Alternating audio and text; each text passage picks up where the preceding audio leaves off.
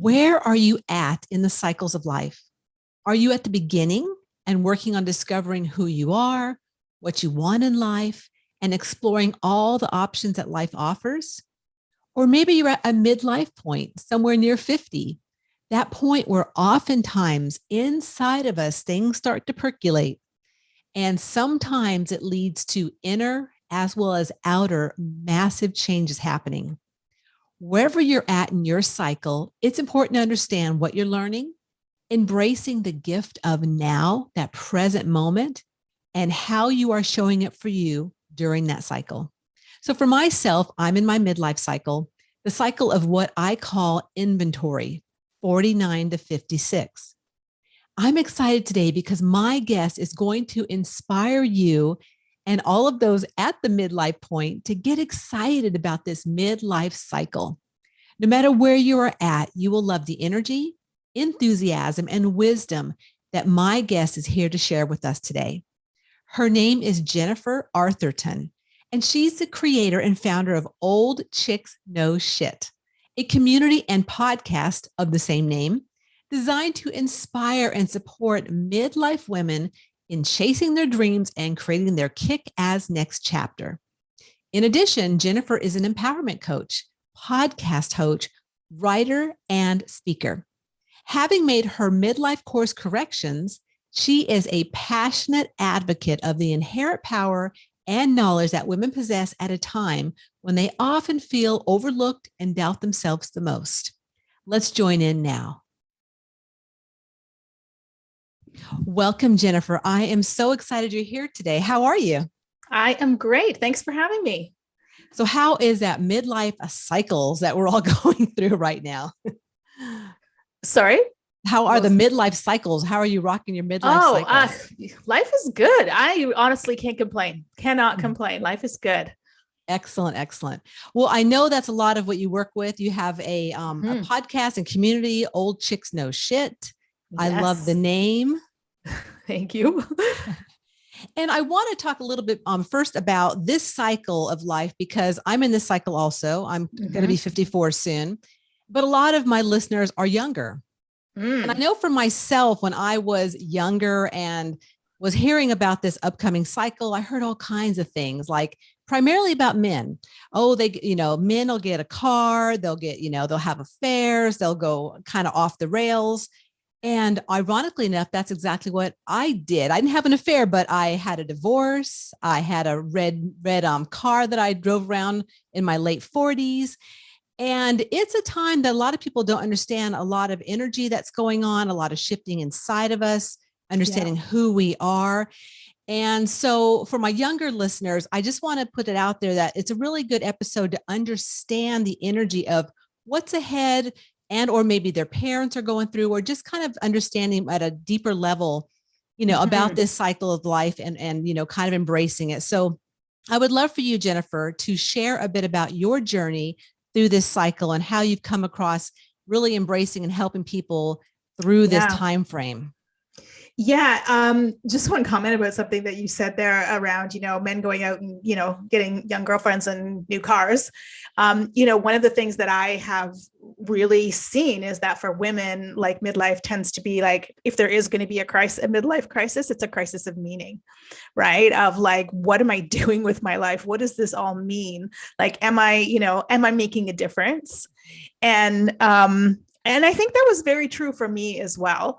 I had a almost 30-year corporate career, which for the most part, I actually really loved.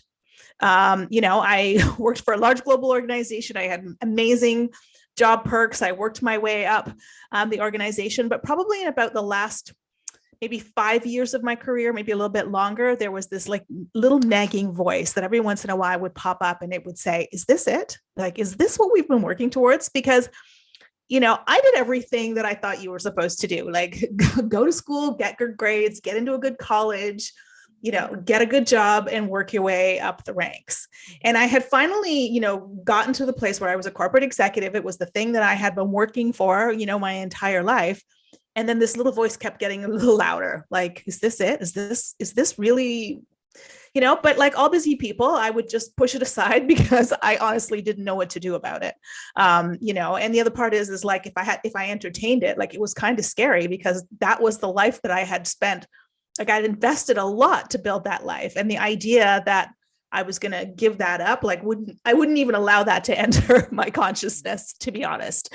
And then in the year leading up to my 50th birthday, I found myself divorced, unemployed, an empty nester, and bedridden with a stress-related illness. So it was basically that everything that I had built and all of the identities that I had created in the world were taken away from me in a very short space of time. And I honestly believe that's who I was. Like I was a wife, I was a mother, I was a corporate executive. At the time I was like really big into fitness and things like that. And that's how I identified in the world. And when all of that got taken away from me, I realized I actually had no idea who I was. If I wasn't doing those things, who am I? And, I kept asking myself that question and getting nothing back. Like I was what I call staring into the abyss. Right. And so it really set me off on a very, a very deep spiritual journey and a very personal journey to get to know who I was, because I realized in all of the years that I had been doing everything that I thought I should be doing, never had I stopped along the way to say, wait a minute, is this actually what I want? Right. And so I hadn't actually made a conscious choice in any of it. And then I was getting to this place where I was like, oh, wow, is this it? Like, right. Is this really what I wanted? And questioning it. And like I said, it really forced me to have to sit with myself and to really get to know myself. Who was the woman underneath that? And then the next question for me was like, well, what do you want from your life? And again, I couldn't answer that question because I didn't know who I was. I didn't know what was important to me, right? Like what made me happy and brought me joy. I never thought about those things. I just, went on autopilot, doing everything, checking all the boxes and doing all the things that, I thought should be done. Yeah.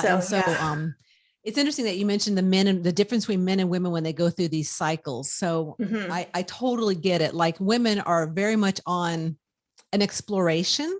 And men just kind of don't know what the hell's even going on. I hate saying that, but I'll just straight up say it. Most men are not in touch with their spirituality, not in touch with who they are really, even as a soul. They're kind of just like out there just doing willy-nilly stuff. And I see that with a lot of the classes and a lot of events I've been through over the years is, of course, most of them are women who are out there exploring who they are, trying to find out that deeper meaning of their life. And then they get to these cycles.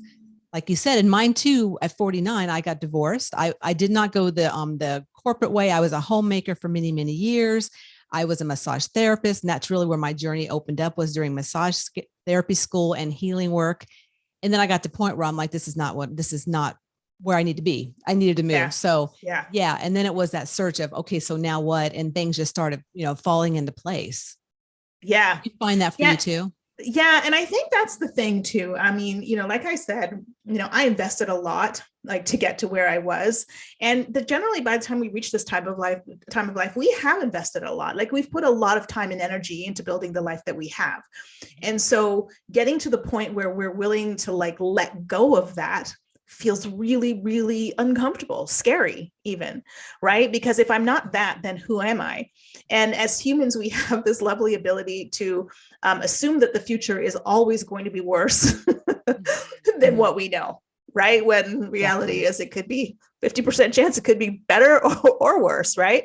But we always assume the unknown is worse than the known. And even if we're not happy in the known, we'll stay there because of that. So, finding the courage to let go of who you are so that you can become something else is a huge, huge step. And, I can honestly say that had the universe decided that I was had the universe not decided that I was changing courses, I'm not sure if I would have been able to do that myself.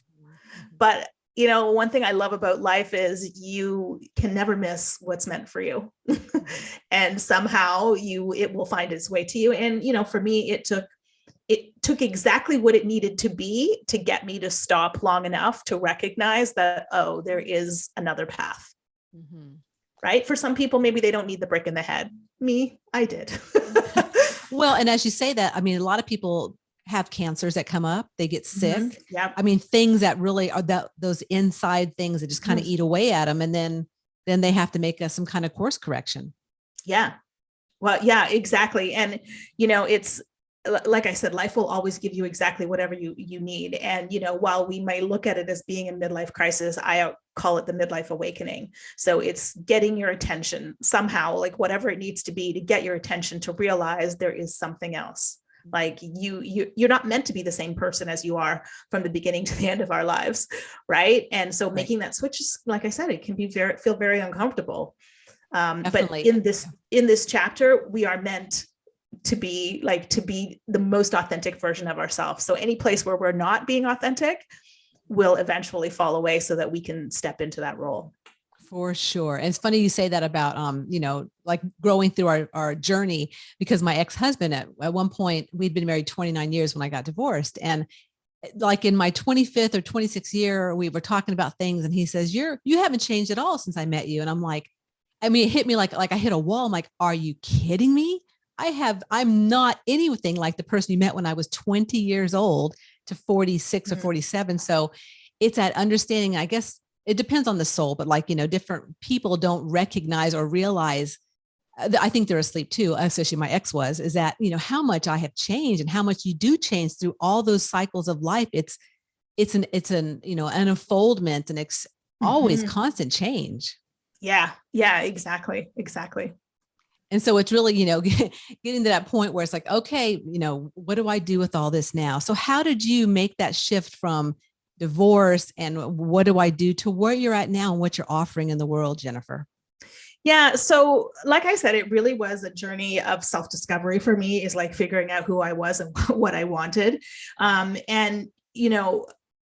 and I say this to all of the clients and the people in my masterminds and everything, is like, we have to make time to really connect inwards, because the answer that we need for this next chapter of our life is not going to come from outside of us. It's not in a book, no person has it, no coach, no, program has the answer. The answer is in you. And the only way we can get that answer is to really start listening, because for most of us, I mean, we live incredibly busy lives where, our to-do lists are unending.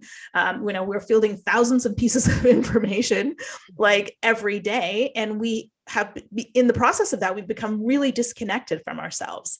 And so the first step really is about reconnecting back to who we are. And that means spending time with ourselves.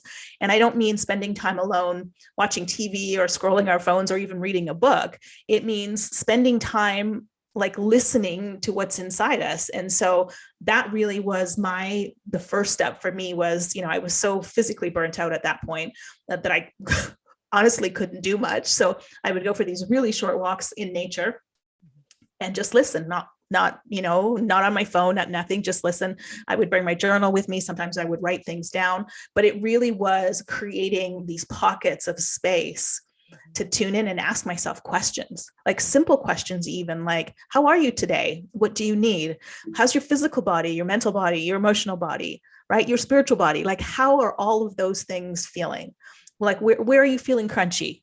Right. And then what can I do for you? Like, how can I help you? And like, literally, just like you would in any other relationship, right, is, getting to know who you are and what you need. Right. And then the other part is like, when you start connecting into that inner part of yourself, call it your intuition, your gut, like your higher self, whatever you want to call it. Right. Like when you start listening, you begin to realize that it has a lot to tell you. We tend to, as women, especially, we've been cultured to seek our validation outside of ourselves. And we have to now learn to trust this inner voice. And so, slowly things would come into my mind, and I had, made a pact with myself that I was just going to trust no matter what. And I started with really small things. I was just going to trust what came up and see where it took me. And, it started with feeling called to write, like to write about my experience, which I had never really written anything before other than, corporate strategy decks and stuff like that. And so I started just writing my experience. And then the next step was I felt called to share it. So I started a blog. And I remember the very first day I ever published, a blog, I like sat on my hands for 3 days to not go back and delete it, because I was like, what am I doing? Why am I putting all of this out for the whole world to see? Like, what? But the beautiful part about that was when I started sharing my story, other women were like, oh, I feel that way too. And I think, especially as women, we have this thing where we need to make everything look nice and pretty on the outside, no matter what's going on inside. And, we're all walking around comparing ourselves to these people who are like, oh, and I did this, like, oh, look at her life. It's going great. What's wrong with me? Oh, look, she has a great relationship. Why don't I? And comparing myself to that. And then, you start to realize, oh, we're all experiencing the same thoughts and feelings. And when we start to share them, that's where the power is. And this, like you said, this is a time of huge shift in our lives, like physically, emotionally, spiritually, like every part of us is moving, and it can feel really uncomfortable and really confusing. Like I honestly was like, what is wrong with me? Like I am losing my mind here. Right. And then you realize, all of these women are experiencing the same thing, and we need to talk about it, which is why I started the Old Chicks No Shit community. And, even the name, like Old Chicks No Shit, so KNOW, right? It was really about reminding ourselves to stop obsessing about the outer part of us. So, we tend to be so focused on, making sure that we don't look our age, or, whatever, or maybe we've gained a few pounds or whatever it could be. And then in that, we're so consumed with what's happening to our physical body that we're missing the really important part, which is where we're being called the inside of us. And so that's why Old Chicks No Shit was just to remind us that we are not our faces, our bodies, our wrinkles, any of that, our gray hair, any of that. We are what's inside of us. And that is hugely valuable in this world. So yeah, that's the journey. And, like the journey sounds, nice and simple and straightforward. Oh, just tune in. It's a process, right? And I don't want to oversimplify it for anybody. And it's a process that's not linear either, right? Like you might have a flash of an idea, and then, your brain fires at you the 15,000 reasons why you will never be successful at that thing. And then you go back to step one, and then, like it's a dance that you're doing. But the more time you spend in that dance, and the more time you spend connected to yourself, right, the clearer you become. Like the ideas come to you, your intuition, is on point. And I think just knowing that, and your intuition is gonna, like this happens to me all the time, right? Like some days I'm like, okay, intuition, what is going on? I have no clue. I haven't heard from you in a while. And then I realize it's like, oh yeah, because I haven't actually been really listening. So go back to square one, tune in, listen. It's like, oh, there you are. Okay, good. Right. But it's normal and natural. We live in a very, very busy world with lots of stuff going on. I mean, just check the news, right? Like it's so easy to become distracted from ourselves. Definitely. And there's so much inflow from everywhere, not only the news, but like the energies people you live with, the environments. Yes. But I like what you said that was key, is that each person's unfoldment and journey through, honestly, this cycle, which is important in what we're talking about, but really any cycles of life they're going through, is unique to themselves. It's unique to their experience. Like I said, you and I had the same type of awakening and divorce at the same time frame, but two completely different stories. Because I was a homemaker and a massage therapist, and you were corporate, and it's okay, but just honoring the journeys, no matter where you're at, and not comparing yourself, because there's no comparison. No. I mean, we're doing what we need to be doing, and really, honestly, we're at our right timing, our right place and our right unfoldment is just allowing and really embracing the beautiful gifts, like you said, the intuition and just, listening in, but how you get there is your own journey. Yeah. And, I truly believe that midlife is probably the most powerful point in our lives, because up until this point in life, we've been consumed with things outside of ourselves. So it's, finding our mate, building our families, taking care of our families, doing all of that kind of stuff. And as those responsibilities start to shift, right? Like where, we're needed less by our families. Maybe our career doesn't, like, our career's on autopilot now because we've been doing it for so long. And it's an opportunity now for us to now feed inwards, like I was saying, and what are the dreams and desires I have? Like, what are the passions that, have not been, that I haven't spent time with? And, as we step into that and we have this more time and we're smarter, like we are so much smarter, right? Like we have all this knowledge and wisdom and life experience, right? We care less about what people think. All of that stuff, like those are the tools for the making of some huge successes. Right. And so we tend to buy into the cultural narrative that, like, as soon as you reach 50, you're like on the downhill slope to old age oblivion, and you're just kind of sitting around waiting for the end. Right. But the reality is that, like, between 50 and 80, that's 30 years. It's actually the longest chapter of our lives yet. And when I realized that for myself, I was like, am I really gonna, because I was doing the same thing. I'm like, I'm too old. Nobody starts over when they're 50. Nobody does. Like, it just, I'm supposed to be riding off into the retirement sunset on the arm of a handsome man. I'm like, no, it's not what I'm doing right now. Right. But when I realized that, I'm like, am I going to sit around for 30 years, literally doing nothing and waiting for the end? And then I was like, no, I have so much more in me. I have so much more that I want to do. I have so much more that I want to give. And that was like the fire that was like, I can choose now what I want this 30-year chapter to be. And this may be even 2 or 3 chapters, right? I could decide again 5 years from now or 10 years from now. But we have all of the tools and resources we need to do whatever it is that we want at this point of our lives. And the only thing standing in our way is not believing that we can do it. Well said. I totally feel you. And I think that's why it's important for us to do these podcasts, to get out and share with other people our experiences and allow them to share their experiences. And I know on your podcast and on your community, you share real stories from real women who are redefining their midlife in a youth obsessed culture. I want to talk a little bit about that, because that's really big, that youth obsessed culture. Yeah. Yeah. I read somewhere a little while ago that we are exposed to something like, I think it's 30,000 images a day, consciously and subconsciously, about what it means to be the perfect woman. And the images that are shown to us as being the perfect women are airbrushed images of 25-year-olds. So this idea that we have to live up to, the body, the physicality of a 25-year-old who that's not even her, she's airbrushed, right? Like we're being sold this bill of goods constantly about, we're not enough, right? We're not pretty enough. We're not thin enough. We're not this enough, have kids or don't have kids. Either one is wrong. Like, stay home, go to work. Either one is wrong. Like, we're constantly being told we are not enough, and we're internalizing it. Like, maybe not consciously, but subconsciously it's in there. Right. And so we're kind of living by this unconscious code and writing ourselves off by something that is completely not real. And, I see it all the time with, women being let go from their jobs, being, seen as irrelevant, no longer valuable, and feeling invisible. Like, I've been through all of that, right? Like, I know what that feels like.